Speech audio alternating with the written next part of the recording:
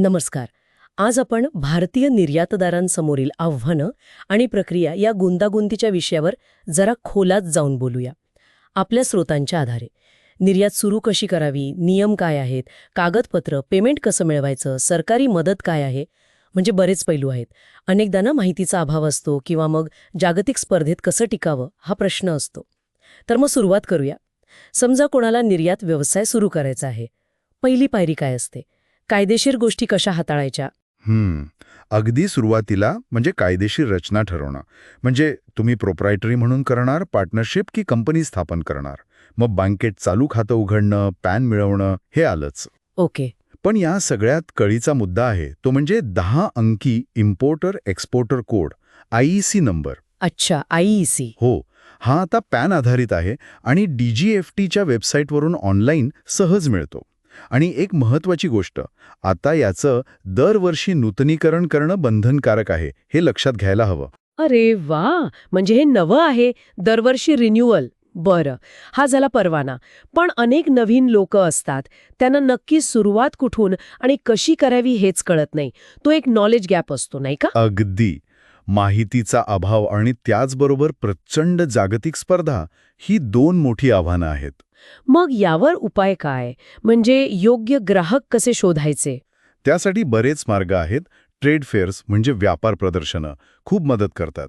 शिवाय online B2B portals आहेत आणि एक्सपोर्ट प्रमोशन काउन्सिल्स म्हणजे EPCs. EPCs. हो, त्यांच्याशी संपर्क साधून त्यांच्याकडून RCMC सर्टिफिकेट घेणं फायद्याचं ठरतं. म्हणजे रजिस्ट्रेशन कम मेंबरशिप सर्टिफिकेट. त्यांच्या सेवा मिळतात, माहिती मिळते. अच्छा, म्हणजे हे झालं सुरुवातीचं. व्यवसाय सुरू झाला, ग्राहक मिळाले, मग येतात नियम आणि प्रक्रिया. हे कसं चालतं? भारताचं फॉरेन ट्रेड पॉलिसी काय म्हणते? भारताचा व्यापार मुख्यत्वे foreign trade development and regulation act 1992 आणि सरकार वेळोवेळी जे परदेशी व्यापार धोरण जाहीर करतं, सध्या FTP 2023 त्यानुसार चालतो. DGFT ही मुख्य संस्था आहे जी हे सगळं बघते. ओके. यात एक अत्यंत महत्त्वाची गोष्ट म्हणजे तुमच्या वस्तूचं वर्गीकरण. ITC-HS कोड म्हणतात त्याला. 8 अंकी कोड असतो. HS code. हो, इंडियन ट्रेड क्लासिफिकेशन. ह्या कोडवरून ठरतं की तुमची वस्तू निर्यात करायला फ्री आहे, रिस्ट्रिक्टेड आहे म्हणजे काही बंधनं आहेत, की प्रोहिबिटेड म्हणजे बंदीच आहे. आणि हा कोड चुकला तर? मोठी अडचण येऊ शकते. कस्टम्समध्ये माल अडकू शकतो, दंड लागू शकतो. त्यामुळे हा कोड अचूक असणं खूप महत्त्वाचं आहे. बापरे. आणि ह्या सगळ्यात मग कागदपत्रांचं काय? त्यांचं अचूक असणं किती महत्त्वाचं आहे? कोणती मुख्य कागदपत्र लागतात? अगदी कागदपत्रामध्ये छोटी चूक सुद्धा संपूर्ण प्रक्रिया थांबवू शकते. खूप काळजी घ्यावी लागते. मुख्य कागदपत्रांमध्ये तर बिल ऑफ लँडिंग जर समुद्रमार्गे माल पाठवत असाल तर, किंवा एअरवे बिल हवाई मार्गासाठी. मग कमर्शियल इनव्हॉइस कम पॅकिंग लिस्ट ज्यात मालाचा तपशील आणि पॅकिंगची माहिती असते. आणि कस्टम क्लिअरन्ससाठी लागतं शिपिंग बिल किंवा बिल ऑफ एक्सपोर्ट. ही प्रक्रिया आता सोपी झाली आहे का थोडी, म्हणजे टेक्नॉलॉजीमुळे? हो, बऱ्याच प्रमाणात. आता इलेक्ट्रॉनिक डेटा इंटरचेंज म्हणजे EDI प्रणाली आहे, त्यामुळे कस्टम क्लिअरन्स वेगवान झाला आहे.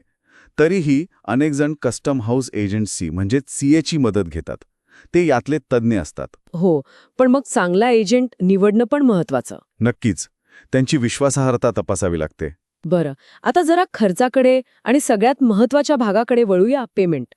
आंतरराष्ट्रीय व्यापारात ते इन्कोटर्म्स वगैरे ऐकतो. काय आहे हे नक्की?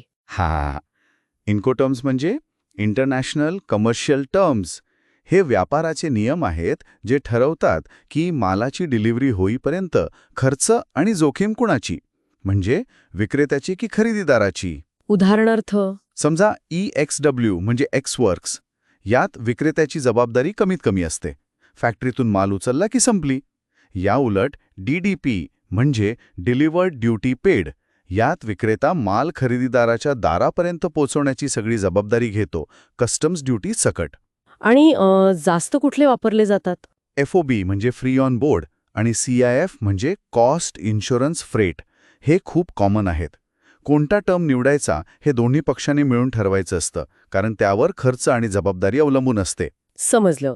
आणि प्रत्यक्ष पेमेंट मिळवण्याचे मार्ग कोणते आहेत? यात काय धोके असू शकतात? पेमेंटसाठी बघा अनेक पद्धती आहेत. एक म्हणजे कॅश इन ॲडव्हान्स, म्हणजे आधी पैसे मग माल. हे विक्रेत्यांसाठी उत्तम, पण ग्राहक सहसा तयार होत नाहीत. बरोबर. दुसरा आणि जास्त प्रचलित मार्ग म्हणजे लेटर ऑफ क्रेडिट, LC म्हणतात त्याला. यात बँकमध्ये असते ती एक प्रकारची हमी देते. हे सुरक्षित वाटतंय? हो, बऱ्यापैकी सुरक्षित आहे, पण यात बँकेची फी असते आणि कागदपत्री काम जरा जास्त असतं. वेळ पण लागतो. मग डॉक्युमेंटरी कलेक्शन आणि ओपन अकाउंटसारखे पर्याय आहेत, पण त्यात विक्रेत्यासाठी जोखीम जास्त आहे. म्हणजे पैसे बुडायची भीती? हो, म्हणून मग पेमेंटची पद्धत निवडताना ग्राहक आणि विक्रेते यांच्यातला विश्वास, व्यवहार किती मोठा आहे, कोणता देश आहे, या सगळ्या गोष्टी विचारात घ्याव्या लागतात. आणि ही पेमेंट न मिळण्याची जोखीम कमी करण्यासाठी एक्सपोर्ट क्रेडिट गॅरंटी कॉर्पोरेशन म्हणजे ECGC मदत करते.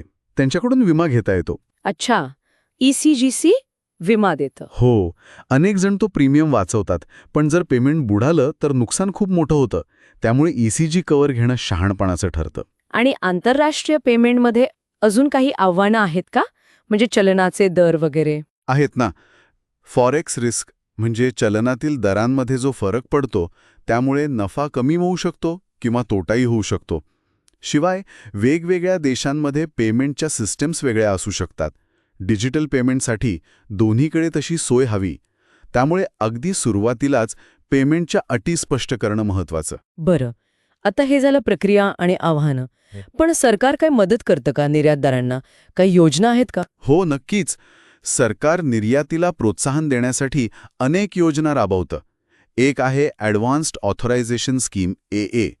यात कसं आहे की तुम्ही जे उत्पादन निर्यात करणार आहात त्यासाठी लागणारा कच्चा माल तुम्ही ड्युटी फ्री आयात करू शकता. अच्छा, म्हणजे इम्पोर्ट ड्युटी वाचते. बरोबर. दुसरी आहे EPCG scheme, export promotion capital goods. या स्कीमखाली तुम्ही उत्पादनासाठी लागणारी मशिनरी म्हणजे कॅपिटल गुड्स 0 कस्टम ड्युटीवर आयात करू शकता. पण यात काही अट असते का? हो, अट असते. अट अशी की ठराविक वेळेत तुम्हाला ठराविक किमतीची निर्यात करावी लागते. त्याला एक्सपोर्ट ऑब्लिगेशन म्हणतात.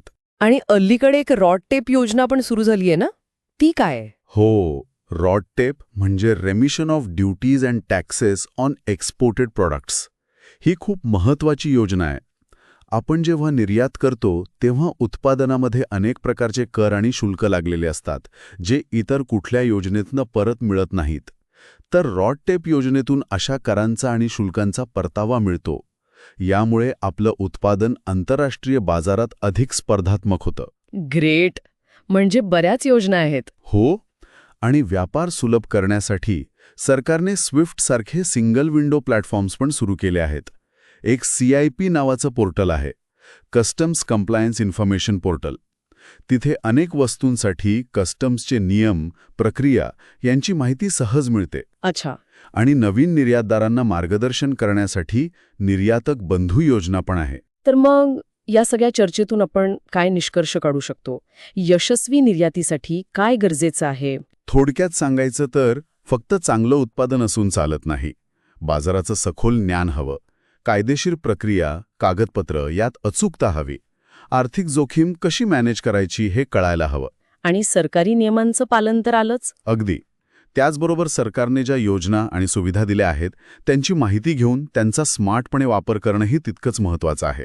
बरोबर, त्याने नक्कीच फायदा होतो. हो, आणि या सगळ्यासोबतच एक गोष्ट जी आजच्या आपल्या चर्चेत थेट नसली तरी खूप महत्त्वाची आहे आणि ज्याचा विचार सतत करायला हवा. कोणती गोष्ट? ती म्हणजे सतत बदलणारी जागतिक बाजारपेठ आणि वाढती स्पर्धा. यात टिकून राहण्यासाठी आणि पुढे जाण्यासाठी टेक्नॉलॉजीचा वापर कसा वाढवता येईल आणि आपली सप्लाय चेन म्हणजे कच्चा माल मिळवण्यापासून ते ग्राहकांपर्यंत माल पोचवण्यापर्यंतची सगळी साखळी ती अजून कार्यक्षम कशी करता येईल. अगदी मोलाचा मुद्दा आहे हा. हो, यावर सतत विचार करणं आणि नवीन मार्ग शोधणं हीच भविष्यातल्या यशासाठी खूप महत्त्वाचं ठरू शकतं.